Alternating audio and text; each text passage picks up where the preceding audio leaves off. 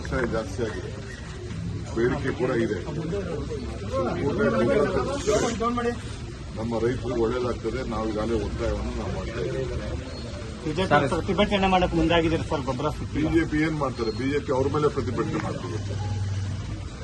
ಅವರ agriculture minister ಮೇಲೆ, ಅವರ ಫರ್ಟಿಲೈಸರ್ ಮಿನಿಸ್ಟರ್ ಮೇಲೆ ಅವರು ಪ್ರತಿಭಟನೆ ಮಾಡಬೇಕು. ನಮ್ಮ ಮೇಲೆ ಯಾಕೆ ಮಾಡ್ತಾರೆ?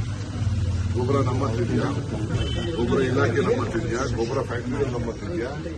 ಏನಿಲ್ಲ. ಗೊಬ್ಬರ ಇರೋದೆಲ್ಲ ಅವ್ರು ಕೊಡೋದು, ನಾವು ಹಂಚೋದಷ್ಟೇ. ನಾವು ಹಂಚೋದ್ರಲ್ಲಿ ಏನಾದ್ರು ತಾರತಮ್ಯ ಮಾಡಿದ್ರೆ ಎಲ್ಲ ಲೆಕ್ಕ ಇದೆ. ಯಾವ ಸೊಸೈಟಿಗೆ ಎಷ್ಟೆಷ್ಟು ಗೊಬ್ಬರ ಬಂದಿದೆ, ಯಾವ ಡಿಸ್ಟಿಕ್ ಗೊಬ್ಬರ ಬಂದಿದೆ, ಎಲ್ಲ ದಾಖಲೆ ಇದೆ. ಎಲ್ಲ ಪರಿಶೀಲನೆ ಮಾಡಿ ಎಲ್ಲರಿಗೂ ನೋಡ್ತೀವಿ. ಪಾಪ ನಾವು ರೈತರಿಗೆ ಸಹಾಯ ಮಾಡಬೇಕು ಅಂತ ಹಿಂದೆ ಗೊಬ್ಬರ ಕೊಡಕ್ಕಾಗದೆ ಸರ್ಕಾರ ಇದ್ದಾಗ ಗುಂಡಾಗ್ತಿದ್ರು.